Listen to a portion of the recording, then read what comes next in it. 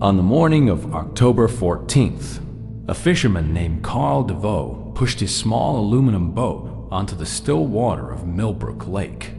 The fog hadn't lifted yet.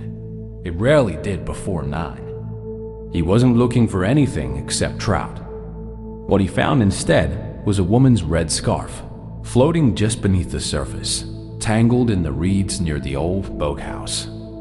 He almost didn't stop. Said later it could have belonged to anyone. Tourists left things behind all the time, but something about the way it moved, slow, deliberate, like it was still waiting for someone to come back for it, made him cut his engine. By noon, the lake had divers in it. By nightfall, it had a name attached to a missing persons report. And 23 years later, it still has a question nobody has answered. What happened to Eleanor Voss? This is the case that divided a town, consumed 3 investigations, and left behind more questions than the lake ever gave up answers. Stay with me, because by the end of this, you might have a theory of your own, and you wouldn't be the first. Let's go back. Before the scarf, before the fog, before anyone in Millbrook had a reason to be afraid. Eleanor Voss was 29 years old, a school teacher, the kind of person neighbors describe almost too easily as the last person you'd ever expect something to happen to. She'd grown up in Millbrook, left for college, and come back 4 years before she disappeared. By most accounts, happily. She taught 3rd grade. She volunteered at the community theater. She was, according to her sister Margaret, boringly content. Those were Margaret's exact words to police. And they would come back to haunt the investigation for years, because nothing about what happened to Eleanor was boring, or content, or simple. On the evening of October 13th, Eleanor attended a dinner at the lake house of her then-boyfriend Dale Whitfield. 6 people were there. Dale, Eleanor, Dale's business partner, Roy Aldercott, and his wife, Susan, and 2 others, a couple named Marcus and Felicity Graham, who'd moved to Millbrook only months earlier and barely knew Eleanor at all. By every account, it was an unremarkable evening. Wine, a pot roast, a disagreement about a card game that everyone later insisted was just teasing. Eleanor left the dinner around 10:40 p.m., alone on foot, along the lake path back to her cottage, a 15-minute walk she'd made hundreds of times.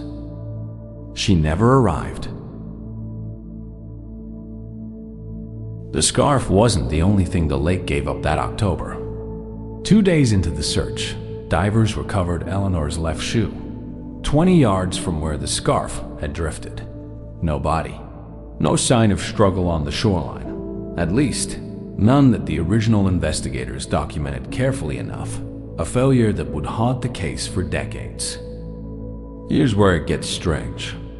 The lake path that Eleanor walked has exactly one place where someone could enter the water without being seen from, either the boathouse or the road, a narrow gap in the tree line locals call the throat.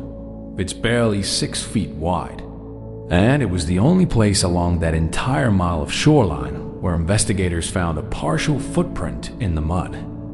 It didn't match Eleanor's shoe size. It was 3 sizes larger. For 23 years, that footprint has been the single most debated piece of evidence in the entire case, because the original sheriff's department, in what can only be described as one of the most consequential errors in the investigation, never cast it. They photographed it, poorly, and then the rain came 2 nights later, and the print was gone forever. What remains is a single black and white photograph, blurred at the edges, that investigators have argued over ever since. Some say it's conclusive proof someone else was there. Others say it could have been an old print from a hiker, days old, irrelevant. We will never know for certain, and that single missing piece of physical evidence is in many ways the reason this case is unsolved at all. Every unsolved case has a circle. A small group of people who were the last to see the victim and who therefore carry the weight of suspicion for the rest of their lives, whether they deserve it or not. Let's meet Millbrook's circle. Dale Whitfield, the boyfriend, charming, successful, well-liked. He told police he'd walked Eleanor to the end of his driveway and watched her start down the path before going back inside. No one could confirm or deny this. His alibi for the rest of the night was himself. Alone in his house, he never remarried. He never left Millbrook.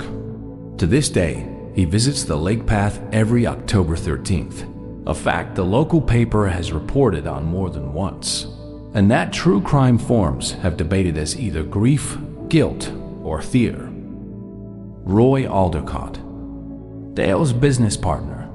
Investigators later learned that Roy and Dale's construction company was, at the time, on the edge of financial collapse, and that Eleanor's family held a minority stake in it, inherited from her late father.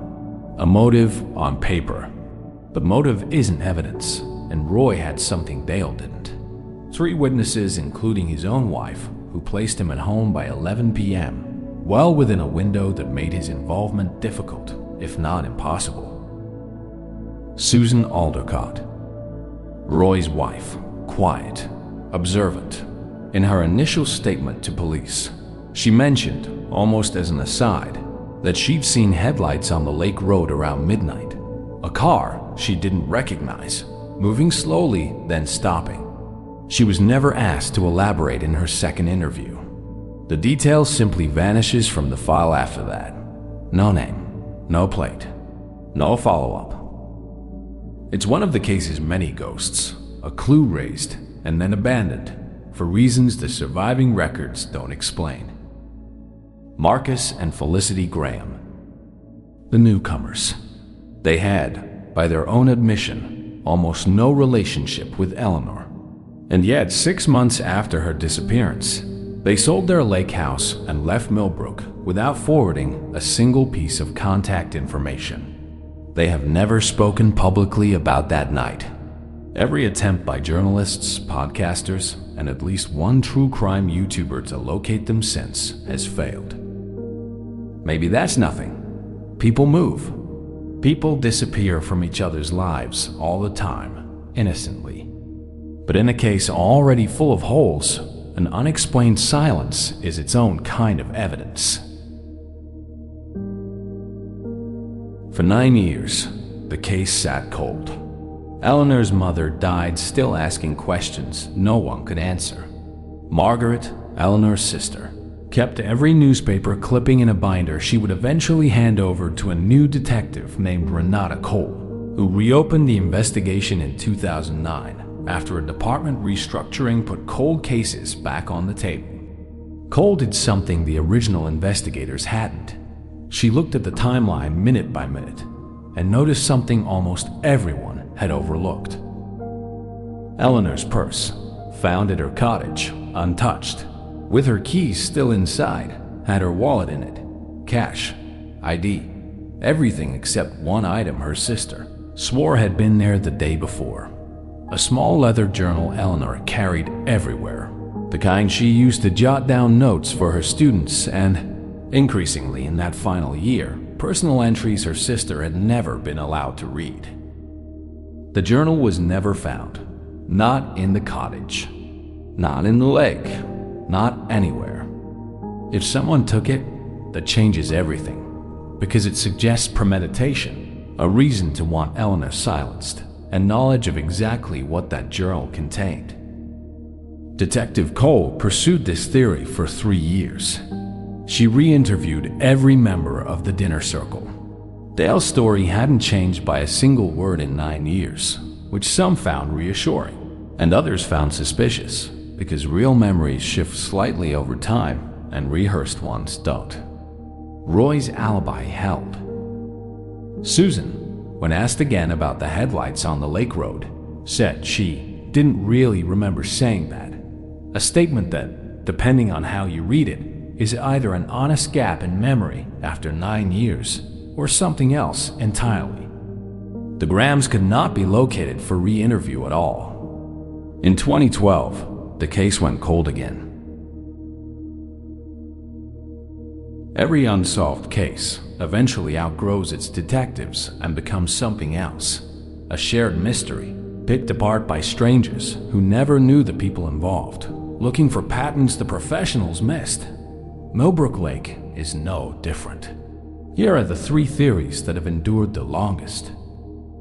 Theory 1. The stranger in the throat. The footprint theory. Someone Eleanor didn't know, or didn't know well, was waiting at the one blind spot on the path. This theory gained traction in 2015 when an unrelated assault was reported half a mile from the lake, raising the possibility of a predator using the same terrain. No connection was ever proven, but the theory persists because it requires the least number of people in Millbrook to have lied. Theory 2. The financial motive. Dale and Roy's company and Eleanor's inherited stake in it. Proponents of this theory point to the timing. The company restructured its ownership documents only 4 months after Eleanor's disappearance, in a way that conveniently resolved the very dispute investigators later uncovered. Critics point out that grief, not guilt, often pushes families to settle financial matters quickly, simply to stop dealing with them. Theory 3. The journal. The theory that something Eleanor knew or had written made her dangerous to someone in her own circle, and that her disappearance wasn't random at all, but deeply personally planned. This is the theory Detective Cole herself reportedly favored, right up until her retirement in 2018. Though she never named a suspect publicly, none of these theories has ever been proven. None has ever been fully disproven, either.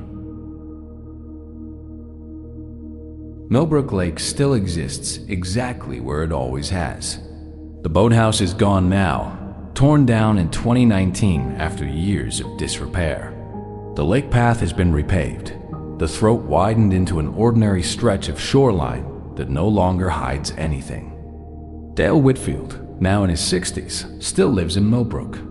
Roy Aldercott passed away in 2021. Susan moved away shortly after and has never spoken to the press. The Grahams remain, after more than 2 decades, entirely unaccounted for. Eleanor's case remains officially open, technically active, practically frozen. One of thousands of cases nationwide that exist in that strange limbo where nobody has stopped looking, but nobody is actively searching either. Margaret, Eleanor's sister, still keeps that binder. In a rare interview a few years ago, she said something that stayed with a lot of people who followed this case closely. She said she doesn't need a conviction anymore. She just wants to know which version of that night was real. The dinner everyone described as ordinary, or whatever happened in the 15 minutes after Eleanor walked into the dark alone and never walked back out of it. Somewhere, there is a journal that was never found, a footprint that was never cast, and a car on a lake road that one witness saw, and then, just as quickly, decided she hadn't. Maybe one of those threads leads somewhere. Maybe all 3 do. Or maybe Millbrook Lake simply kept its answer the way it kept Eleanor's shoe and her scarf, close to the surface, but always just out of reach.